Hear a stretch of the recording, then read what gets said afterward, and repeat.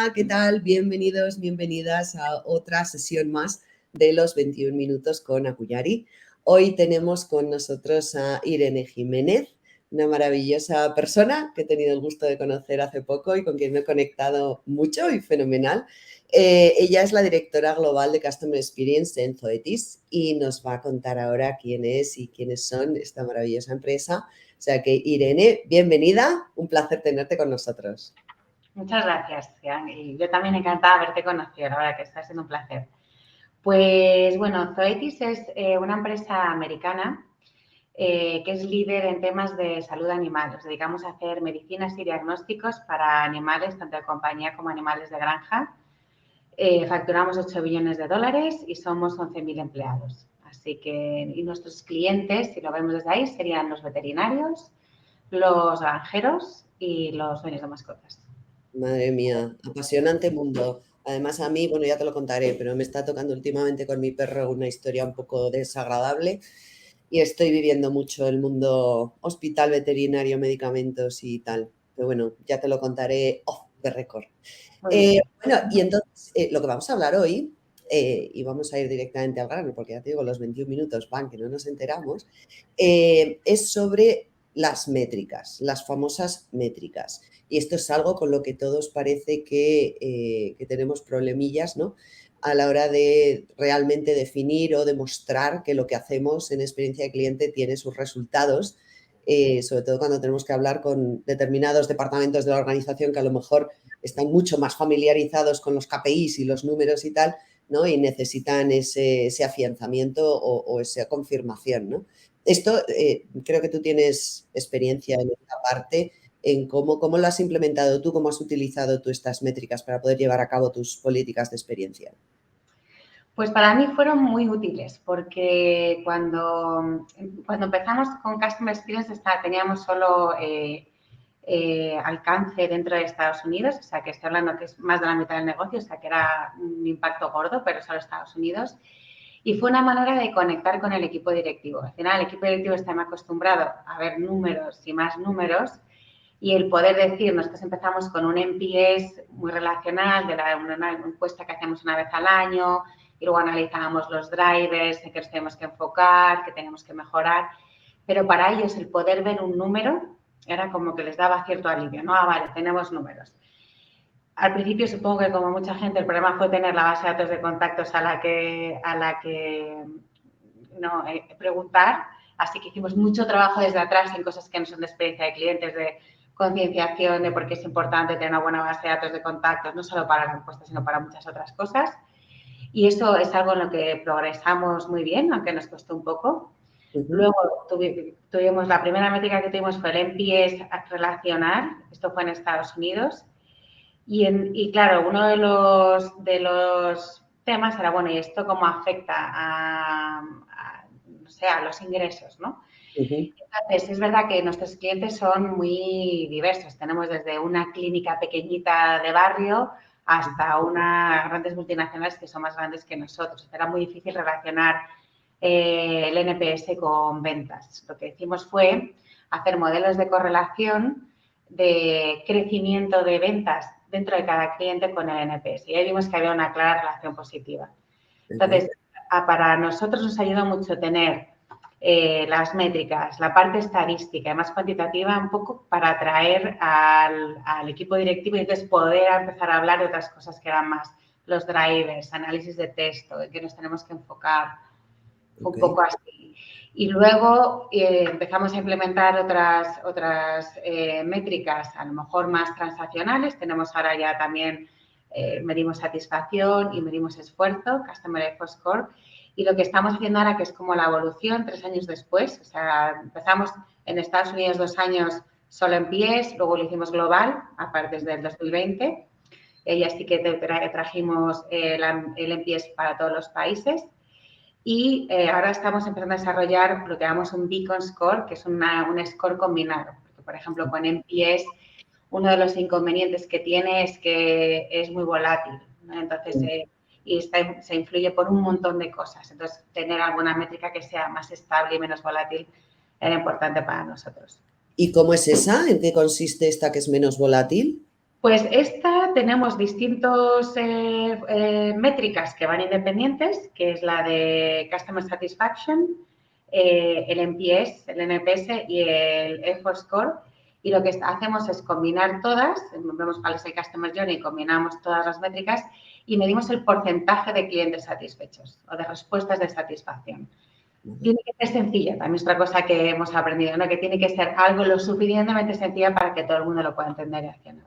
Eso es. Vale, entonces me dices que lo separasteis por países. ¿Hicisteis alguna diferenciación o me imagino que también que los niveles serían diferentes? Claro, o sea, tú puedes tener un NPS global o un effort global, pero no será lo mismo por país, porque en cada país existen, pues aparte de las culturas, las exigencias, ¿no? Cada uno, o sea, varía mucho en cuanto no solo al tipo de cliente, sino al país en el que estés. Entonces, ¿cómo hacíais esto? ¿Cómo mezclabais esto por país y por tipo de clientes, sobre todo estas grandes empresas que entiendo que son globales, clientes vuestros?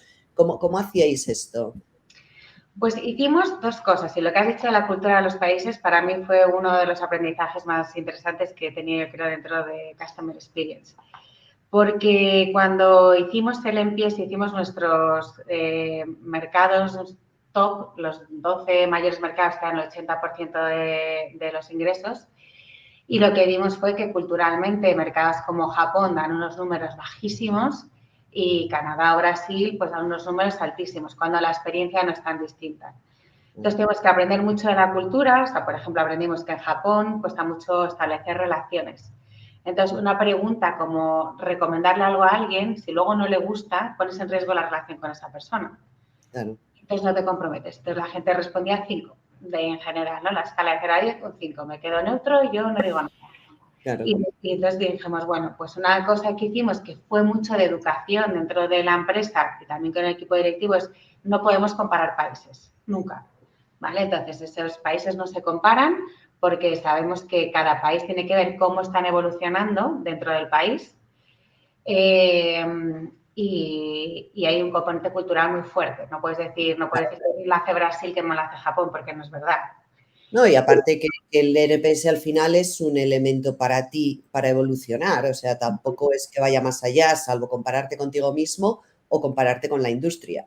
Entonces, si te comparas con competidores tuyos dentro del mismo país y te Eso. comparas tú mismo con el año pasado, pues allá tienes la indicación. O sea, en realidad da igual que sea un 20 o un 60, ¿no? O sea, lo Eso. importante es cómo eres capaz de pasar del 60 al 65 y que tus competidores estén en el 50. Entonces, todo es relativo, ¿no? Ahí. Pero internamente había que tener cuidado para que no hubiese ese malestar, ¿no? Y que los de Japón no quedasen mal en la foto. Esta fue una de las cosas. También otro aprendizaje muy importante de este NPS global fue que aunque los números eran muy diversos, cuando hacíamos el análisis de drivers y de texto y de cuáles eran las oportunidades y qué cosas estábamos haciendo bien, eran consistentes en estos 12 países. Entonces nos vino muy bien para identificar en qué cosas teníamos que invertir y en qué cosas teníamos que enfocarnos para mejorar la experiencia de cliente desde el punto de vista global, ¿no? Había cosas que vimos, oportunidades que encontramos que eran globales, que lo que hicimos fue escalarlas al equipo directivo y oportunidades locales, que trabajamos con los equipos locales. Ok. Y yo creo que estuvo muy bien porque, por ejemplo, desde el punto de vista global, para nosotros, trabajando con el equipo directivo, pues una de las cosas que hemos hecho es invertir en una nueva fábrica. Esto no es ninguna tontería. O sea, necesitamos No, tener más capacidad productiva y tomar esa decisión costó, pero ver que desde un punto de vista global era una necesidad de los clientes, sí. pues tuvo un impacto muy gordo. O sea, siempre había voces que lo decían internamente, ¿no? Pero esto fue como reafirmar, oye, tenemos aquí que hacer algo. ¿Qué fue? Ahí, ¿Por tema logístico o así? ¿Por acortar tiempos de y entregas? de abastecimiento y logística. Entonces, ya ha habido dos proyectos globales muy importantes dentro de CETIS con el objetivo de mejorar esa parte moment that matter, ¿no? Del cliente, esa parte importante del cliente. Genial. ¿Y también los pains tenían cosas en común por países? ¿Los Los qué? puntos de dolor, los puntos de dolor de tus Sí, clientes. claro, ese era uno, el tema del abastecimiento, otro tenía que ver a lo mejor cómo gestionamos las ofertas comerciales, o sea que esas eran un poco las cosas que vimos que teníamos que trabajar. ¿Y por clientes, por tipos de clientes? Porque ahí, claro, ya dentro de un propio país ya es diferente, pero a nivel de cliente muy local o cliente más global, ¿esto cómo lo Pues veis? eso no te creas tú que hubo mucho cambio. ¿No? No por cliente. Lo que sí que hicimos, al hilo de lo que preguntabas tú antes, cómo habíamos como fusionado y calculado el NPS global, lo que Sí, sí que hicimos fue, no cuenta lo mismo una respuesta de un cliente que es una gran multinacional y un cliente muy grande, a un cliente que es un cliente pequeñito como una clínica. Entonces utilizamos un método de ponderación. ok. Entonces, en el método de ponderación teníamos en cuenta el segmento al que pertenecía el cliente y Ujú, el ingreso de ese segmento, ¿no? En el total de las ventas del mercado. ok, Entonces, clientes en segmentos con ventas más altas pesaban más que los más pequeñitos. Y luego, en el siguiente nivel de agregación, lo que hicimos fue también tener en cuenta los ingresos del país. Entonces, en países que tenían mayor significancia, pues también contaban más. Y eso es lo que nos lleva a nosotros a tener un NPS global, que se presenta al Board of Directors una vez al año, no afecta a retribución, no queremos que esté ligada a la retribución de nadie, pero sí que es algo que se socializa. vale. ¿Y por qué la decisión de que no esté unido a retribución? Porque suele ser al revés, o sea, en las empresas suele unirse a la retribución de todas las áreas para que todas se involucren, porque al final parece solo que es el departamento de experiencia del cliente el que está ahí con, ay, mi NPS y tal, y el resto es como, guau, vale, bien, pero, Lo que ¿no? hacemos es darle mucha visibilidad y luego desde arriba hacia abajo también se le da mucha visibilidad, Ok, ¿no?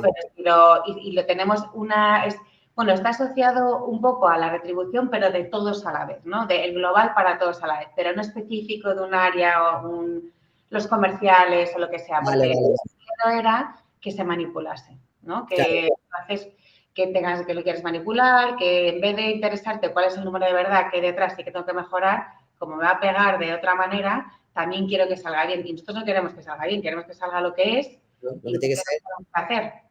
Sí, sí, porque esto pasa, y seguro que te ha pasado a ti también, las típicas llamadas de call center de, oye, te van a hacer una encuesta sobre mí y tal, si no te importa darme un 9 o un 10, que si no pierdo el trabajo, Sí, que si no me dices, quedas en el "Oh, bonus, sí. o sea, vale, a mí, o sea, yo no quiero que tú pierdas tu trabajo, hija mía o hijo mío, pero, ¿sabes? Si me lo pides así, claro, es que eso es irreal, totalmente irreal. ¿Pero por qué? Porque va directo a su línea de flotación, va directo a sus bonus. Entonces, no sé si será verdad que pierden el trabajo o no. Yo, por lo que conozco de los call centers, no es así. O sea, hay como en todo una evaluación y ya está, ¿sabes? Y los buenos, buenos, los malos, malos y los demás en el medio. O sea, tampoco Sí. las campanas de Gauss, ¿no? Pero bueno. Y volviendo al tema del que habéis hecho ponderado, del que habéis hecho uniendo distintos KPIs, porque supongo que además no solo son esos KPIs de effort, NPS y tal, sino que también, claro, lo habéis unido al tema crecimiento de ventas, desarrollo de clientes, o sea, todo esto, clientes nuevos, ¿no? El upselling de los que ya tenéis, o sea, todo esto va unido con estas cifras, ¿no? O sea, que al final se ve ahí también esa tendencia, ¿no? Que cuando uno sube, los otros normalmente también. Sería muy raro que fueran al revés, ¿no? Y en esta combinación que habéis hecho, habéis metido, claro, el effort y el NPS, que son justamente al contrario, o sea, Sí, funcionan al revés. Bueno, si no te importa, mira, explica un poco el tema del effort, porque no hay muchas empresas que lo usen y igual gente que nos está escuchando se pregunta cómo funciona. pues lo que preguntamos es cómo de fácil ha sido hacer una transacción con Zoetis. Por ejemplo, cuando hacen un pedido. Ujú, Completar ese proceso, ¿no? O ese journey, o hacer un curso de formación en uno de nuestros productos. ok, ¿Cómo ha sido de fácil? Y nosotros utilizamos una escala de 1 a 5. Y en base a esa escala lo que vemos es si ha sido muy fácil, fácil, normal, difícil, muy difícil. ok, Y sí que nos ayuda cuando queremos medir temas que son más transaccionales, completar una transacción. Y entonces ahí sí que vemos la evolución desde ahí. Y para este Beacon Score utilizamos los que dicen que es muy fácil. Entonces la idea es lo que te digo, el objetivo y lo que yo he aprendido es que tiene que ser muy sencillo. claro, Entonces, no queremos hacer nada complicado. Ya las ponderaciones están un poquito ahí al límite, aunque lo vamos entendiendo todos, pero no había otra manera de hacerlo, porque los primeros años que en Estados Unidos que no hacíamos ponderación, cuando volvíamos a las unidades de negocio y les decíamos, bueno, tienes este número, me decían, a mí es que no es lo mismo que me dé un 3, una clínica que me está consumiendo $1.000 al año, a que me dé un 3 una clínica que me consume 2 millones, ¿no? Entonces, fue cuando dijimos, bueno, pues hay que, con nuestra cartera de clientes que es tan diversa y que es un B2B, tenemos que ver cómo neutralizamos ese efecto. Claro. Porque ahí también, además, me imagino que por países tendréis una distinta concentración de tipos de clientes. O sea, habrá países donde son clientes más grandes o más industriales, por llamarlo de alguna manera, y habrá otros donde por su estructura económica tendrán más pequeñitas, incluso más granjeros. Ahí sí que se notará, ¿no? En los países con más desarrollo de sectores primarios o con menos. Entonces, esto también afecta, entiendo, porque el hecho de que sea fácil o difícil, aunque lo tengáis dividido por tipo de clientes, o sea, teniéndolo dividido por tipo de clientes, verás que hay determinados que consideran, por ejemplo, muy difícil a lo mejor el mundo digital o que todo sea hecho digital. Y en cambio, otros consideran difícil cualquier cosa que no sea digital. Entonces, ahí también luego las oportunidades que detectáis para desarrollar para un tipo de cliente u otro, para un país u otro, va basado en eso, ¿no? En decir, oye, pues para este arquetipo de este país que se parece a este arquetipo de este otro, podemos desarrollar esta iniciativa. ¿Sí lo hacéis así? Sí lo hacemos así y es curioso lo consistente que era de manera global, porque yo también pensé que iba a ser más diferente por mercados, segmento de cliente y tal, y no tanto. Yo creo que al final me doy cuenta que esto es personas interactuando con personas, ¿no? Total. Bueno, y la parte esta numérica cultural, que fue la que a mí más me sorprendió, pero el que necesitamos, que al final nuestros clientes tienen un objetivo y es cuidar animales, ¿no? Entonces, lo que quieren es que el animal esté sano, ya tengas una granja o tengas una mascota. Sí. Y para hacer eso lo que necesitan es tener formación, que el producto les llegue a tiempo, que sea fácil acceder a un equipo de soporte. Entonces, te das cuenta que las necesidades humanas, que al final interactuamos con humanos, son las mismas. Entonces, y da igual en qué nivel de cliente estés, ¿no? Da igual que seas un cliente, o sea, una compañía muy grande, al final a quien estamos encuestando es a un veterinario de una compañía muy grande, ¿no? Con lo cual quiere lo mismo. O sea, para mí fue también otro aprendizaje, de lo que buscamos, al final queremos que las cosas sean fáciles, queremos minimizar estrés, queremos sentirnos bien haciendo nuestro trabajo, con lo cual vamos a ponérselo fácil al veterinario o al granjero. O sea, fue muy consistente. Los básicos, si es que son los básicos, o sea, es lo que queremos todos al final, ¿no? Y cuando haces un diseño de un recorrido, lo que buscas es facilitar la vida de la gente, aunque solo sea por egoísmo puro, porque a mí me encanta cuando me toca trabajar para un cliente del que yo soy cliente personalmente, que digo, sí, ¿sabes? Vamos a ver si me facilito la vida a mí también un poquito. Sí.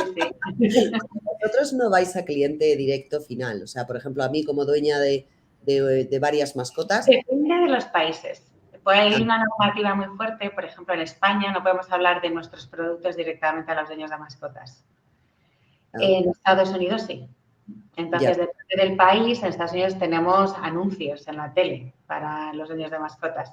Aquí no se puede, aquí todo es a través del veterinario. ¿Y también trabajáis con seguros de mascotas? ¿O eso es a través de los veterinarios? O sea, ¿cómo os toca esa parte?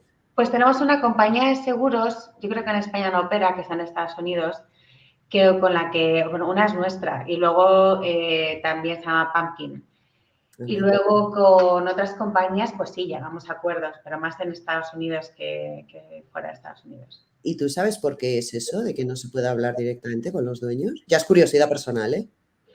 Pues no lo sé, yo creo que ahí prima como el tema médico, ¿no? Como que, si te fijas, debe ser como los productos de receta o que se recetan también para los humanos, ¿no? Es como para proteger, yo creo que es más proteccionista y aquí el consumidor tiene menos libertad, ¿no? De elegir.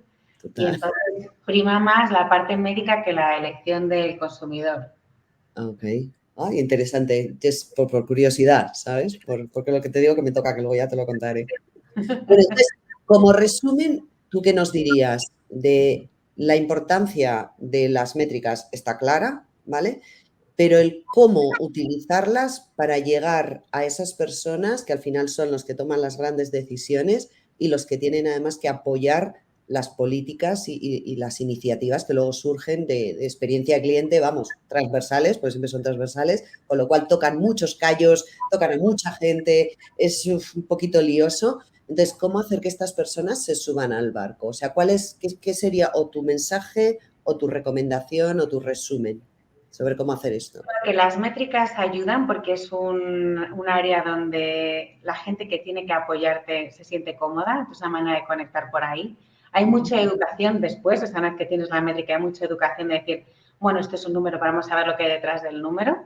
Okay. Y luego el ser capaz de relacionar eso con temas de ventas, ¿no? Al final lo que queremos es vender más o tener menos costes, o sea que eso tiene que estar claro. Entonces, utilizar esas métricas para poder demostrar cuál es la relación que hay con ventas. Sí, porque al final hablábamos antes de las necesidades básicas como personas, las de las empresas son vender más, o más margen o menos coste, que al final acaban las tres en el mismo sitio.